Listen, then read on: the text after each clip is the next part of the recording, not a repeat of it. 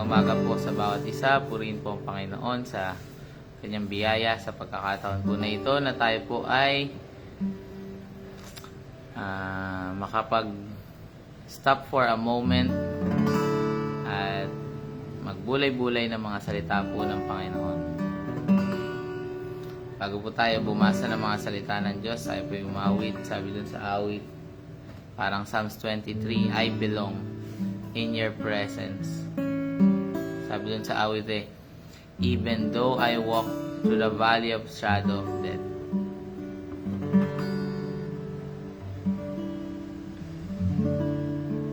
Kasama natin ang Panginoon. Amen.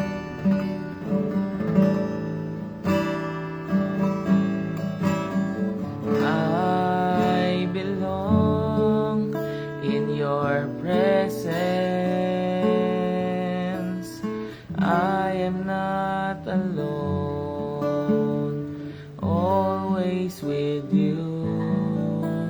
Even though I walk through the valley of death, even if I pass through the midst of storm, I can do all things through Jesus Christ, my Lord.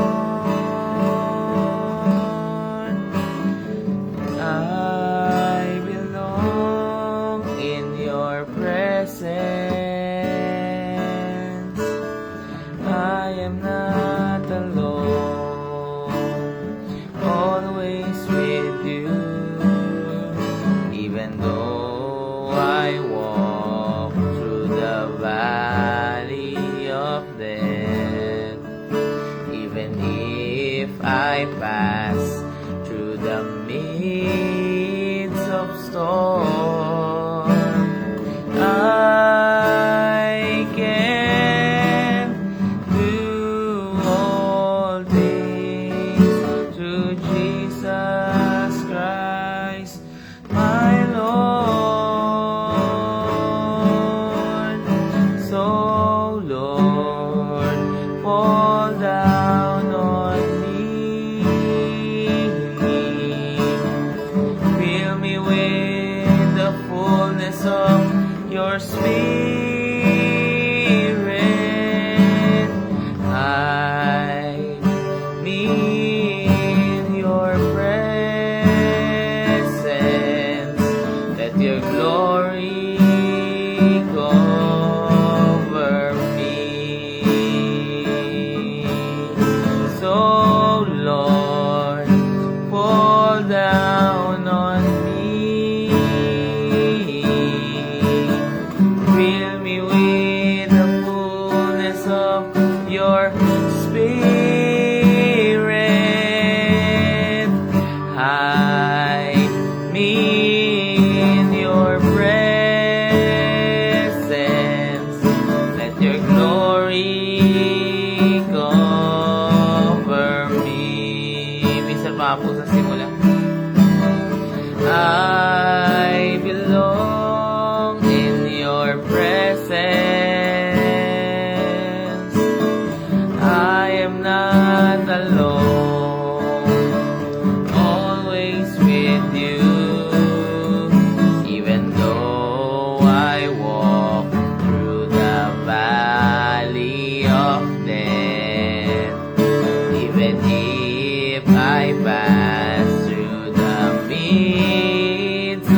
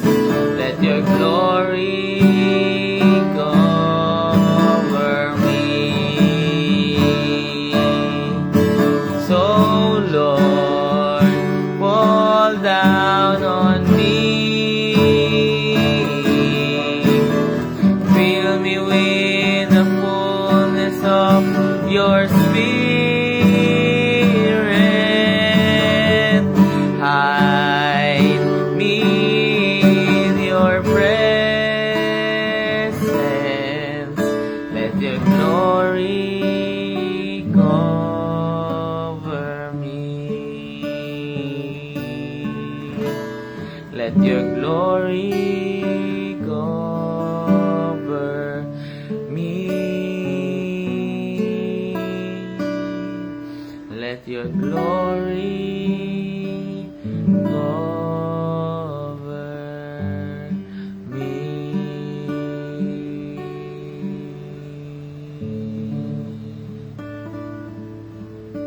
Hallelujah. Yes, Lord. Puspusin ako na inyong kapangyarihan. Punuin niyo kami, Panginoon, sa umaga po na ito, sa araw po na ito. Sa pagsisimula, Panginoon, namin sa araw na ito. Ang nais po namin, Panginoon, fall down on me, Lord. Fill us up with your holy presence, with your power, with your glory. Holy Spirit, tuloy kayong sumama, kumilos, Panginoon.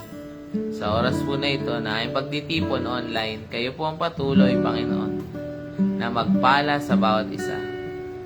Salamat po sa inyo, Panginoon.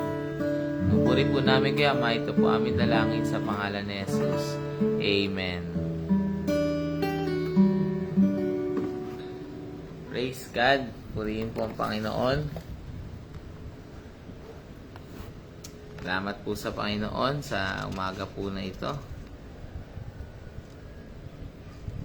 Tayo po ay saglit na magbabasa.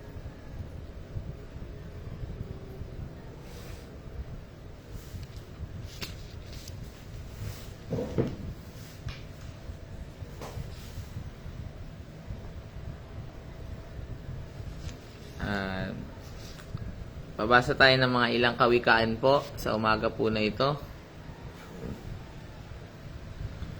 Dito po sa Kawikaan chapter 16, verse 6 to 7. Kawikaan chapter 16, verse 6 to 7. Sabi po dito, kung minamahal natin ang Panginoon ng may katapatan, patatawarin niya ating mga kasalanan. Kung may takot tayo sa Kanya, ng may paggalang, makakalayo tayo sa kasamaan. Amen. Kapag kinalulugdan ng Panginoon ang ating pamumuhay, kahit na ang ating mga kaaway ay gagawin niyang ating kaibigan. Purihin ang Panginoon. At napakaganda nung salita na ito, itong kawikaan ito. Ito ay wisdom, knowledge and understanding here dito sa buhay. Napakalaga ng mga kawikaan na ibinigay sa atin sa pamagitan ng lingkod niyang sila Solomon. At ito makikita natin na yung pag-ibig sa Panginoon ay patuloy na nagbubunga ng maayos na relasyon sa Diyos. At makikita natin dyan sa verse 6 na yung the fear of the Lord at honoring God sa buhay natin. Yung pag-alala natin sa Panginoon sa lahat ng ating ginagawa. Kaya sabi ng chapter 3 din ng Kawikaan, sabi doon, alalahanin natin ang Panginoon sa lahat ng ating ginagawa at ituturo niya sa atin ang tamang landas. Ano daw pong sabi dito? Yung paggalang, yung pagkatakot sa Panginoon, maglalayo sa atin sa kasamaan. Siguro yan yung magandang ipag-pray natin sa ating mga kabataan ngayon, mga bata, na patuloy nilang makilala ang Panginoon upang magkaroon sila ng takot sa Diyos. Patuloy natin pangaral sa kanila yung katotohanan ng salita ng Diyos upang malaman po nila yung consequences. Alam niyo po yung consequences, hindi lang naman yan negative yung positive din na mga consequence ng ating na nire-reveal sa salita ng Diyos. No, hindi mo na kailangan minsan maranasan yung isang bagay pagka nalaman mo yung mga consequences ng mga decision ng mga tao dito sa Biblia. Maaari natin itong maiwasan at maaari natin itong magawa upang mapagpala yung ating pong buhay. Dito sa verse 7 makikita natin this is what we call divine favor. Divine favor. Kapag kinalulugdan ng Panginoon ang ating pamumuhay, kahit na ang ating kaaway ay gagawin niyang ating kaibigan. Wala ka ng kaaway. Praise God. At Sa ilang panahon na aking pag-aaral, natutunan ko sa isang lingkod ng Panginoon na at maging sa ating Panginoong Hesus din, dahil ang sabi ng Panginoon, gamitin natin ating pera sa pakikipagkaibigan. Bakit ang gusto ng Panginoon sa atin ay mag-invest pa to build relationship? Bakit? Sabi nga ng teacher ko, no man is an island. No. Life will be easier pagka marami tayong mga kaibigan. Kaibigan na susuporta sa atin sa kung ano yung ginagawa natin sa Panginoon. Kaya medyo umulan po. Malakas yung ulan. Dito sa bahay, pagka umulan, medyo iingay. Narinig niyo pa po ba ako? Kasi wala kaming,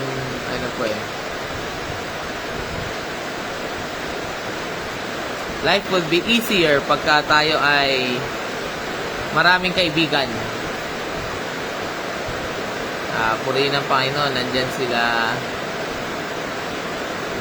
Tita Merly, nandyan sila Sister Jovelyn Duminsil.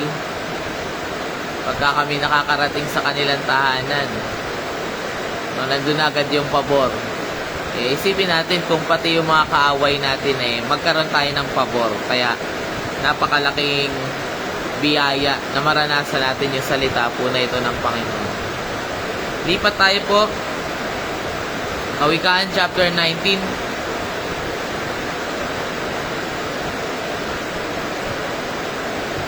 Verse 17 to 18. Sabi po dito, kapag tumulong ka sa mahirap, para kang nagpautang sa Panginoon. Wow! Dahil ang Panginoon ang magbabayad sa iyo. Purihin ng Diyos. Napakaganda salita. Kita po natin dito na pwede pala magkautang ang Panginoon. At nung kami ay nagsisimula mag-asawa dito po sa Door of Faith Bacoor, nag-try kaming magtinda ng bigas. Try po kayo magtinda ng bigas. At ang pinakaayaw mo sa business, yung utang. Kasi nawawala yung nawawala yung puhunan. Pero may mga masarap pa utangin. Kagaya ni Tita Ana Balescas po. Pagka minsan nangangailangan na siya ng bigas, kumukuha sa amin, dinideliver ko sa kanila, uutangin niya. Kasi sobra ng 250 po yun si Tita pagka magbayad. Bira. Talo pa Bombay. Kaya nagbayad na siya. Ang tinda lang namin sa bigas nun ay 1,200 ata. O 1,1 po. Dinorado na Mindoro. At pagka magbabayad si Tita, 1,500. May kasamang parang love gift na tayo. At tuwa excited ako pagka manghihiram siya. Paano pa kaya ang Panginoon? Kung tayo mga tao nag-acknowledge tayo ng mga tao na tumulong sa atin sa oras ng kagipitan, pagka inalala ng Panginoon, sabi, kapag tumulong ka sa mahirap, para ka nagpautang sa Panginoon. Dahil ang Panginoon na magbabayad sa iyo. Naalala ko tuloy sinabi ng Panginoon dito sa Mateo chapter 5. Mateo chapter 5. Sa huling parte po.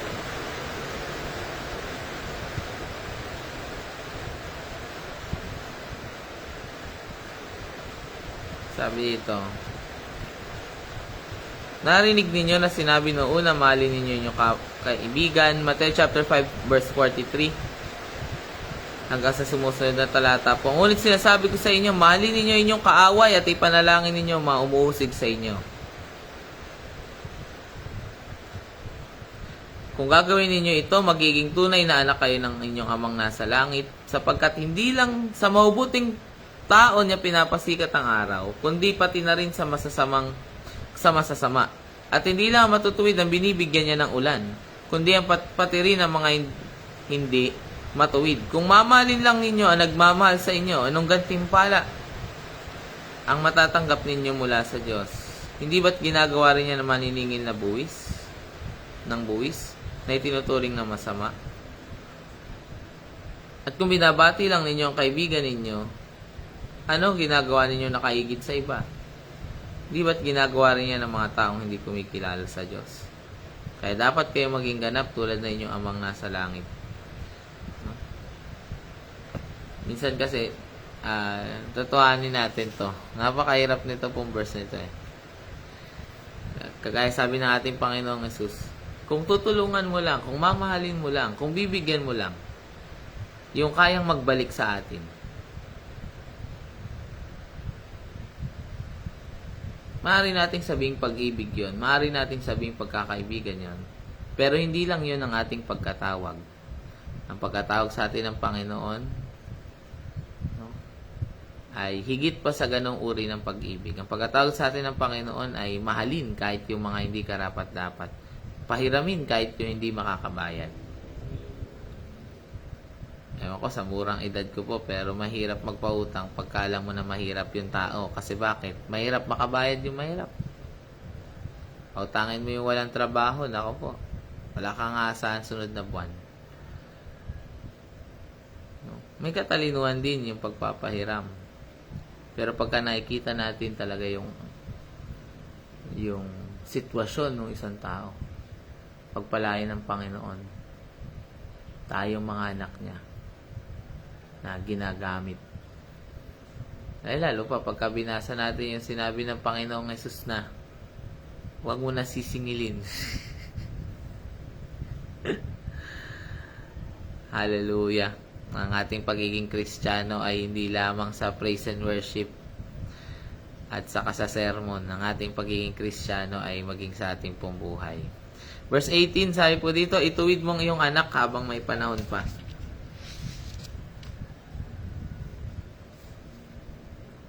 Kung hindi mo siya itutuwid, ikaw rin ang nagpahamak sa kanya.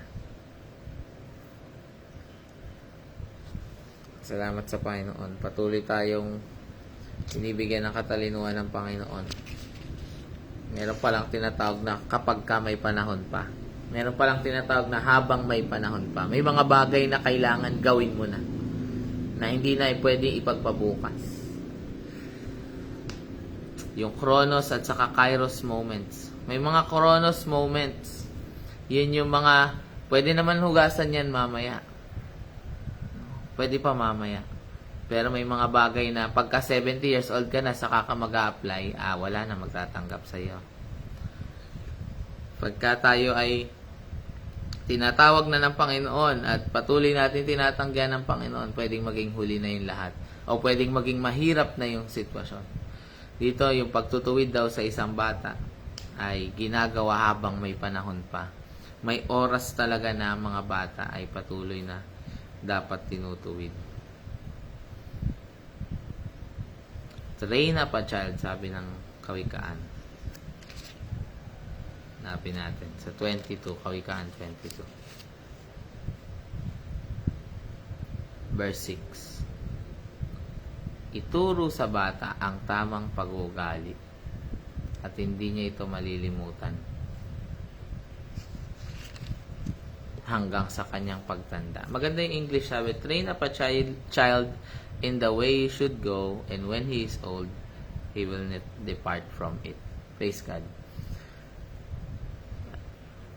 Patuloy natin na ipanalangin yung mga kabataan natin ngayon po. Especially mga bata, pagka hindi matake ng kaaway yung mga matatanda, sisiguraduhin niya na yung susunod na generasyon magiging mga matitigas ang ulo. Patuloy natin na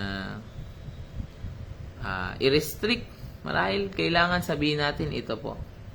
Yung mga bata sa kung ano yung napapanood nila. At sa kanilang usage, time usage sa cellphone. At lalo na yung sa atin ng mga kabataan na maagang nagkakaroon ng relasyon. Kailangan tuwirin yung mga bata. Kailangan bigyan sila ng tamang schedule or system din. Patuloy na pasunurin ng pasunurin. Turuan ng turuan. Pagsabihan ng pagsabihan upang mga bata natin ay nakita marahil ni Solomon na mga kabataan ay kailangan talaga ng salita.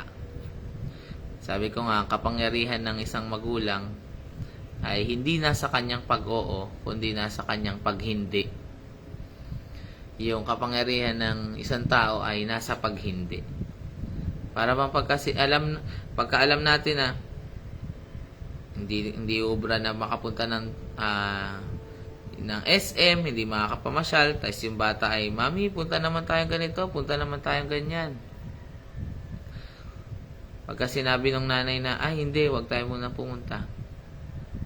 Umiiyak yung bata, nalulungkot siya. Pero nandun yung tamang authority, yung sa paghindi. Kasi nakakalungkot pagka napapasunod ng bata yung isang magulang sa isang bagay na hindi dapat. Wala namang problema pagka may pera, pagka birthday, amen. Pero pagka may gagawin, merong mga may bisita sa bahay, no, hindi tayo patuloy na dapat sabi nga, may panahon na yung mga bata ay kinakaibigan. Pero mahirap din pagka ang tingin sa'yo ng iyong anak ay kaibigan. Na kailan makita niya pa rin yung pagiging isang magulang. At naniniwala tayo, ayon din sa kawikaan, sinasabi, karangalan ng isang magulang, yung matuwid na anak. No? At karangalan din ng isang anak, yung tamang pagpapalaki ng magulang. Purihin ng Panginoon. Yung tamang pamumuhay. Children, youth, meron ba tayong mga youth dyan?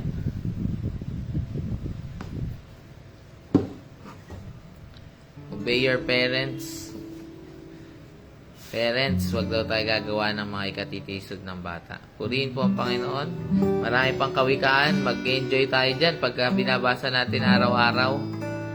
Patuloy tayong binibigyan ng Panginoon ng katalinuhan sa umaga po na ito.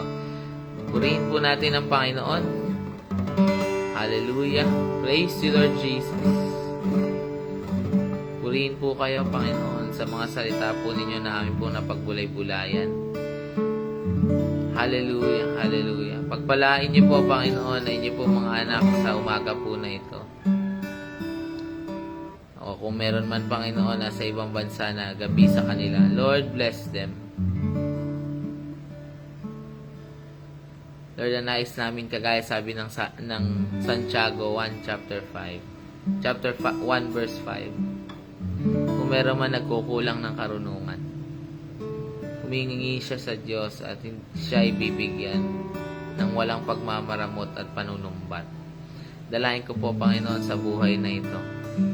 Higit namin, Panginoon, pag naisin, Panginoon, na hindi lang lumago sa pinansyal, hindi lang lumago sa physical.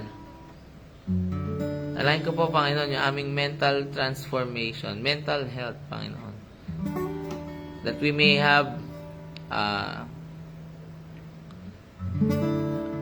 access in your wisdom, Panginoon. Hayaan nyo na kami patuloy, Panginoon, na matuto. Hayaan nyo, Panginoon, na kami patuloy na lumago sa mga katalinuhan, Panginoon, nakikita sa inyong Biblia. Lord, in the name of Jesus, sa oras po na ito, ang mundo ay dumadanas sa maraming kahirapan, pag-uusig. Ingatan nyo nga po at samahan patuloy niyo mga anak. Divine protection, Lord. Charge your angels over us, Lord. Padala nyo inyong mga anghel para ingatan yung mga lingkod po ninyo na humahayo, Panginoon. Pagka lumalabas sila ng bahay, tulungan nyo po sila. Holy Spirit, dalahin ko po, Panginoon. Empower their words, Panginoon. Kayo patuloy na kumilos po sa kanila. Marahil may mga sitwasyon kami ngayon na hindi namin maayos-ayos, hindi namin maisip paano lalabasan. Pero kayo, Jehovah Jireh, Panginoon. Provider, sustainer, our source. Kayo ang patuloy na tutugon sa pangailangan na inyo po mga anak in the name of Jesus. Kayo, Panginoon, ang patuloy nagbibigay ng kapayapaan at kagalakan, ng kagalingan sa bawat isa. Salamat po sa inyo. Pagpalain niyo po mga kapastorahan, ang mga lingkod po ninyo, mga humahawak ng Bible study, mga manunugtog, Panginoon. Hayaan nyo na patuloy kaming lumalim, Panginoon, sa pagkakilala sa inyo. Patuloy kaming lumalim sa pag-ibig sa inyo. Na ang pag-ibig ninyo ay mabuo sa amin, Panginoon. Malubos sa amin pong buhay. Salamat po sa inyo, Panginoon. Mga papasok sa work, sa school, Panginoon, magbubukas ng kanilang mga business ngayong araw. Kayo po, Panginoon, na magbe-bless sa kanila. Kayo, Panginoon, magbibigay ng benta. Kayo magbibigay, Panginoon, ng excellence sa lahat ng kanilang ginagawa. Ano man ang kanilang hawakan, ano man kanilang tapakan, Panginoon, it is blessed, Panginoon. Salamat po sa inyo, Panginoon, sa umaga po na ito. Pinupuri namin kay Ama. Ito po amin dalangin sa pangalan ng Panginoong Jesus. Amen. Praise the Lord. Purihin po ang Panginoon. Pagpalain po kayo ng Panginoon. Salamat po sa Diyos sa umaga na ito.